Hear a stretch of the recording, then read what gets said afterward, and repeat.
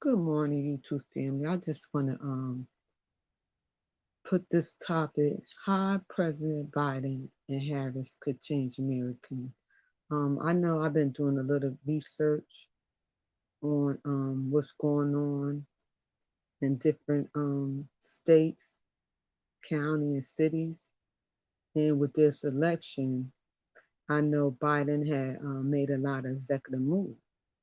But also go back to my latest video when he had a meeting with the black leaders stating that he wasn't going to make no executive move. Okay, now, the moves we know he had made was concerning immigration. And see, like I said, we know the bill he did in 1994, but yet we forgave him for that. We know the history of Harris, what she did with our black males. It concerned their parents when it came to their children going to school.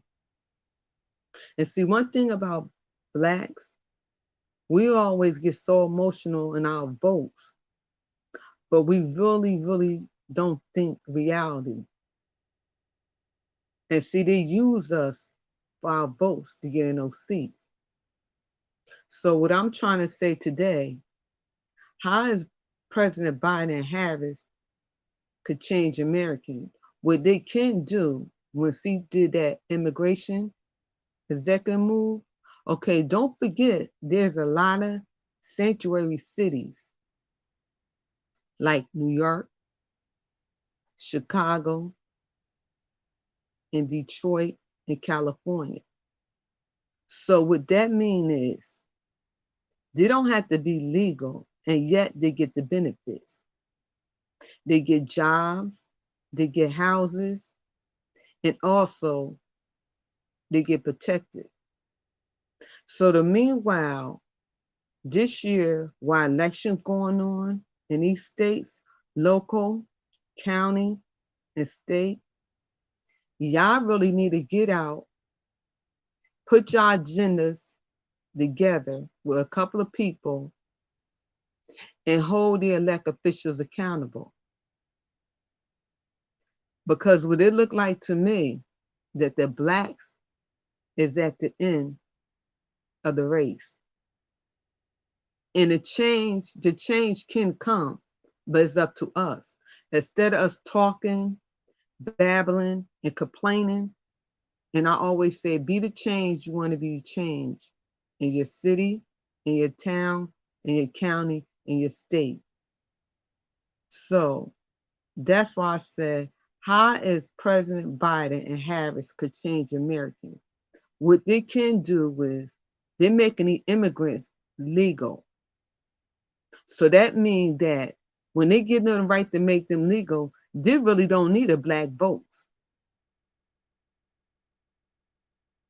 And see, what they've been doing for decades is using black people for their votes to get in those seats. And we as black people have to really wake up and start reading the policies and the procedures and the laws that they're making against us. Because words they always use is minority diversity. And that always against us because we think that is for us. But that's also for other people of color, not just blacks. So I just want to make this little video to let y'all know it's time for y'all to wake up, stop being naive, because everybody who have our color, the same color, good morning, New York worker, is don't have our best interests. And for years, we've been voting for, because they're black, they have our interests. No, we have to really, really think about this. What is going on where you live at? What is the problem? Start going to the meetings. They're doing meeting on Zoom. City, again, I always say the city council meeting, the county meeting, the state meeting, the board education meeting, get involved. They have boards. Look on your website. They have boards that the taxpayers and residents get on the boards and make your voice be heard. Because even though nationally the president doing things, sees also state governors and senators and Congress that have each state had their own laws. So we need the rules and regulation of the laws of where we live at. And a lot of people don't understand that. And see, I call it politics because a lot of things they say, but when they get in those seats, they're not doing it. And again, how is Biden and Harris could change Americans? And what they're doing, changing it, they have all the immigrants coming here, getting the benefits of our ancestors, setting them up lovely, and yet trying to put out venom that the jobs they're getting the blacks don't want, which that's false. And see, what I decided to do is come up with a team. I have a good relationship with my mayor, my county, my Congress, and I speak to them. Like today, I was sitting watching TV. So the mayor in New Jersey, Patterson, coming up, he put up a proposal for everybody in New Jersey, Patterson, with low income, get $500 a month. And so I said, really? And he was like, yeah, it's the IG and proposal he put in for. So what I did was, I text my mayor and asked him, have he heard about it? Because one thing about Sheila, I'm going to follow the money in the city I grew up with. So he said, yeah, Sheila, I heard about it, but it was 50 other states that put in for it. And I said, okay. So I'll be doing my research. So he texted me back and he said, you know what? He said, I'm going to do mine too. But the meanwhile, see, I'm going to hit my state officials too in my county. Because the meanwhile, see, I have all them on my contacts. And see, I help campaigns. I ran for office. I know how politics works. I have a good relationship with my police chief. I have a good relationship with my city council, with my mayor, my judges, which was lawyers, and we had to run for them to get the judges' seats. So what I'm trying to say is, I know a lot of people don't have a lot of time. You got to take care of your family. There's a lot going on. You got to take care of your husband. You got to make sure, your kids is right and everything. Make sure you do your family. By the time you do your hustle, your tussle, everyday life, you don't have time for those meetings. But when you have somebody advocating for your city, let them be your eyes and ears. Have a community letter, have a community page that you can ask the individual, you know what? What was said in the last city council meeting? What was said in the last work session? What was said in the last board education meeting? Because these things is very important. And these things will affect your everyday life, even when it comes to your kids' education.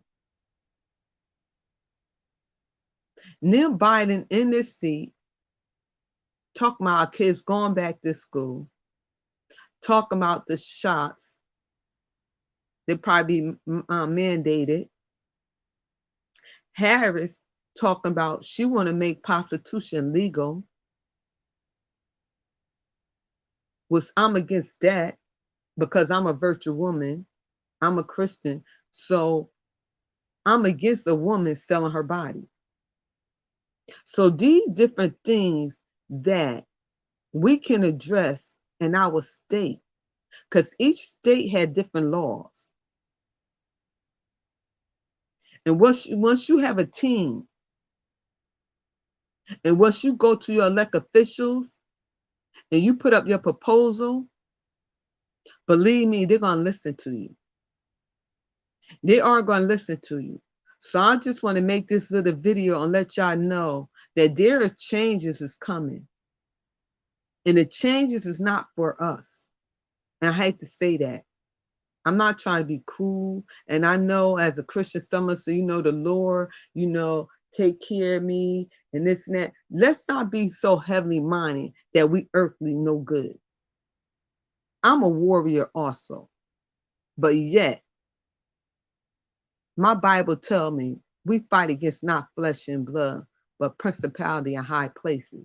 So in order for you to fight against people in high places, you got to sit up there. How you doing, little Shirley? Good morning. You got to fight the people in high places. You have to sit up there and hold them accountable. We could agree to disagree. There are laws that they're setting up. There are plenty of times I was in a room that I was the only one said no. And I told them why I said no. I mean, and they be having meetings at the meeting, that's the meeting. And then in the inner city, why is it in the inner city that they made the inner city sanctuary city for the immigrants to come in? I had to ask them that. You know why? Because they can't go in the outskirts, the suburbs. Because those people not having it. See, anything goes in the inner city. You know why? Because majority of people in the inner city not saying nothing. Like they said, closed mouth won't be fed. And you wonder why every inner city is dirty, nasty, condemned building, crime on crime, poverty, and drugs. Because nobody saying nothing. And they wonder why. When other people come in the inner city, they start fixing up the condemned buildings. They start fixing up their little areas. Urban renewal came in the 1960s because you know why? People don't care about where they live at. And I hate to say that. It's time for y'all to wake up. It's really time for people to wake up and stop living in la la land. Because they're going to get worse. And see, what they did was they play y'all. And see, one thing my mother taught me and my grandmother taught me, a leopard is not going to change his color. A snake is a snake. I don't care how you do it. End of the day is he's going to bite you. So when Biden did that bill in 1994, what make you think that he had nothing up his sleeve now? This man done ran a couple of times and didn't get in that seat. And then some of y'all want to say, oh, that was Obama vice president. Okay.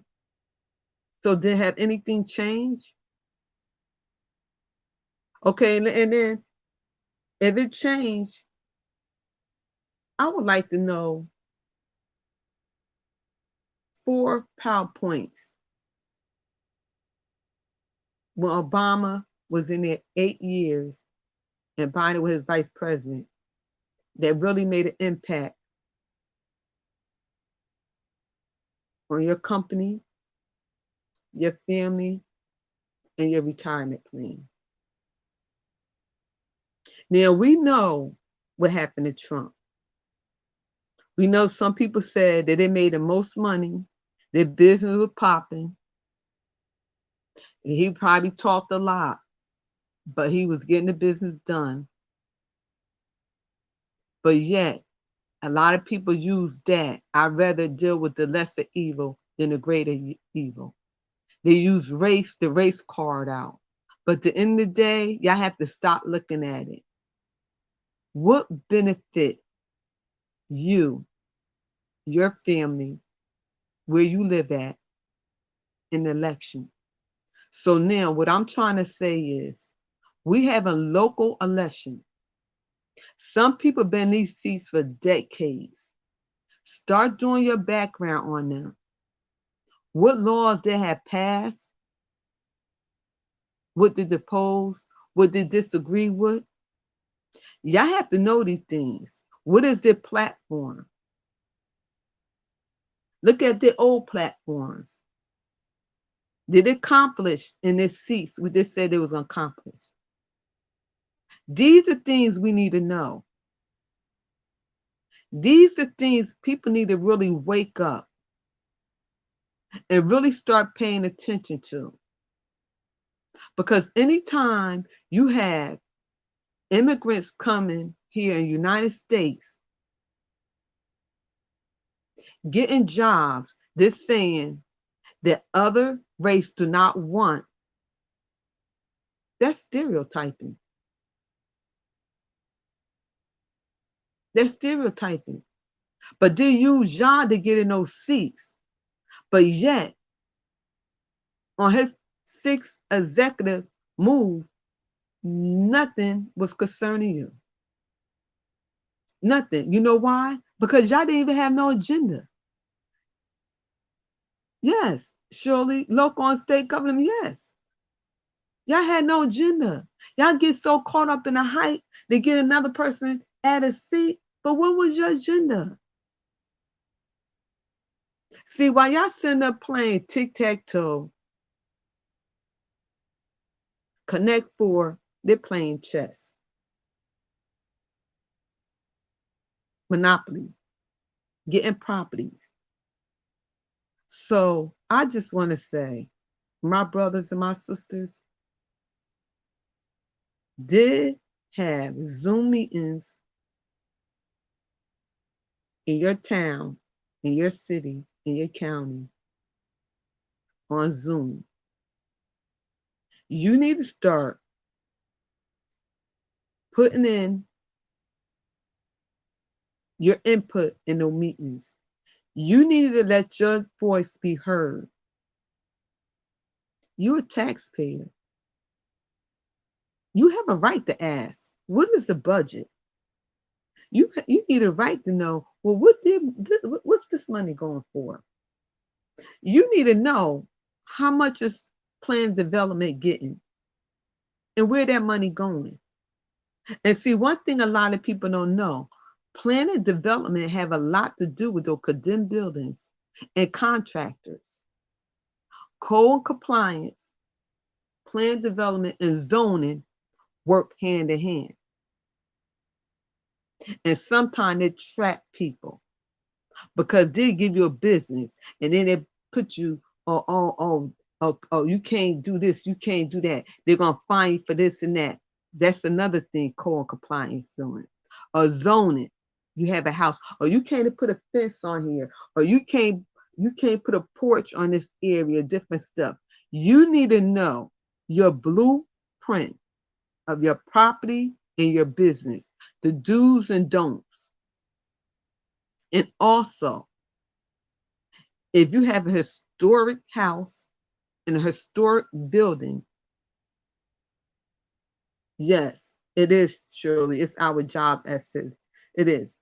You need to know what funding can I get from the federal and state, being it's a historic house and area.